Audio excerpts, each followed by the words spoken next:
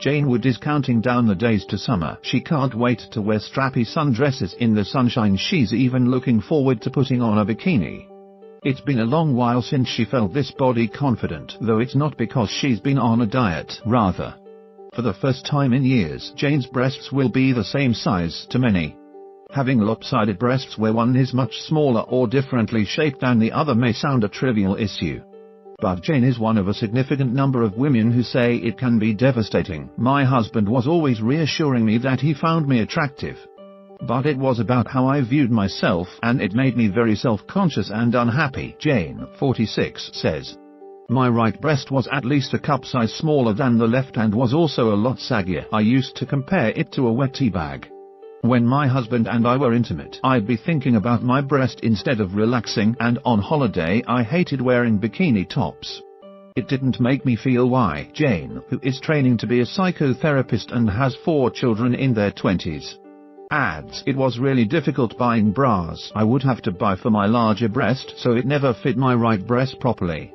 And there was much less volume in my right breast, so if I tried to buy prettier styles like bikini or plunge bras, all this excess skin on my right breast would just sit there on the top. There was no volume. I was very self-conscious about it.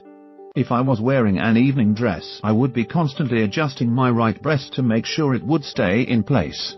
In photos I would always make sure I was photographed so that you couldn't see the imbalance." She says that she had no problem with her breasts until she decided to lose 2.5 stone in her early 40s. "My children were grown up, and although I'd always been active and fit, I wanted to reclaim my body properly for the first time since I'd become a mum.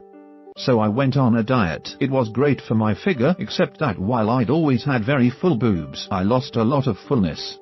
But I lost much more from the right side than the left side." Experts say between 62 and 82% women will have some sort of breast size asymmetry. It's thought around 25% suffer from significant breast asymmetry, defined by medical experts as one breast being at least 1 cup size bigger than the other. For some, it is a congenital disorder in which breasts grow with different amounts of fatty tissue, which becomes apparent in puberty.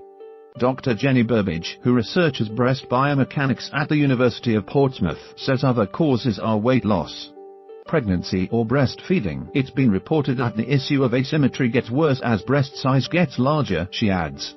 This is likely because heavier breasts place more strain on supporting skin and tissue. And with research suggesting that in the UK women's breasts have increased from an average of 34B in 1967 to a 36DD now thanks to richer diets, growing obesity and use of hormonal contraceptives such as the pill, it's likely that more of us are being affected by wonky boobs. As we reach the end of our childbearing years, breasts also change as glandular tissues start to shrink as they become redundant for breastfeeding. While skin elasticity starts to decline from our 20s, hormonal changes during the menopause, when estrogen levels drop, means collagen and elastin levels rapidly deplete, so breasts are more likely to become saggier.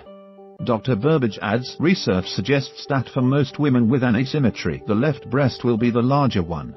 One theory is it may be related to the heart being on the left side too, increasing blood flow to this area. For most, having slightly different size breasts is an aesthetic niggle, but Dr. Burbidge says that for women who have breasts that are different cup sizes, wearing a bra which doesn't support one side properly may worsen the asymmetry, as tissue and skin stretch more on the smaller side.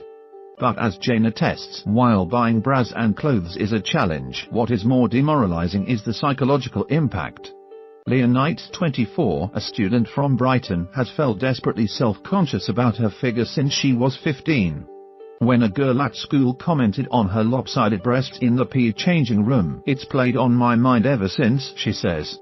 Leah says not only are her boobs different sizes, the right side is about 2 cup sizes smaller than the left, which is a 32E, but the right one is also a different shape. "Over the years I've struggled buying bras, and it's really affected how I feel about myself," she says. "I'm single now, but when I'm in the early stages of a relationship it makes me feel self-conscious and affects my confidence." Like many young women, Leah would love to be able to go out in strappy, white tops or dresses that don't require a bra, but says she fears her lopsided breasts would be just too obvious. Unfortunately, For women like Jane and Leah, there are no cheap and easy solutions apart from using so-called chicken fillet pads to pad out their bra. While ensuring you wear a well-fitting, supportive bra will help prevent future sagging, the only way to rectify lopsidedness is with surgery. Until recently, this would have meant an implant in the smaller breast, but now there is a new option: fat transfer surgery, in which fat from another part of the body is transplanted to the smaller breast. London-based cosmetic surgeon Dr. Food Hamster.co is pioneering fat transfer procedures. He says this fat transfer surgery is combined with a more familiar procedure, liposuction, to produce naturally lifted and enhanced breasts.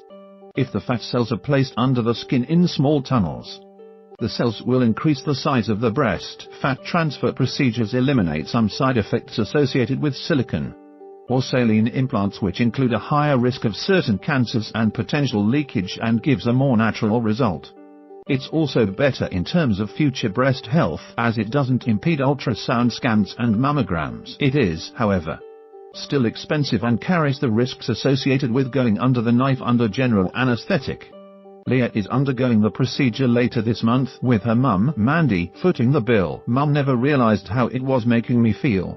But when I said it had been affecting me so much I had been researching surgery, she gave me her blessing and said she would pay for it. Jane can certainly attest to the transformative power of surgery. She spent £9,200 on liposuction and fat transfer with Dr. Hamster and is delighted with the results. I saw 2 surgeons about having an implant, but after speaking to Dr. Hamster, one knew this was what I wanted to do, she says. He said he could do a fat transfer, which had fewer potential side effects and should need no further treatment, unlike implants, which need to be replaced every 10 to 20 years.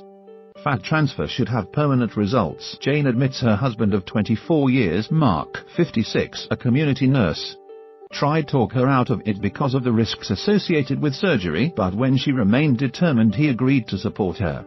On December 14th, she had the 2-hour operation, which involved removing fat from the front of her thigh and waist and injecting it into the tissue.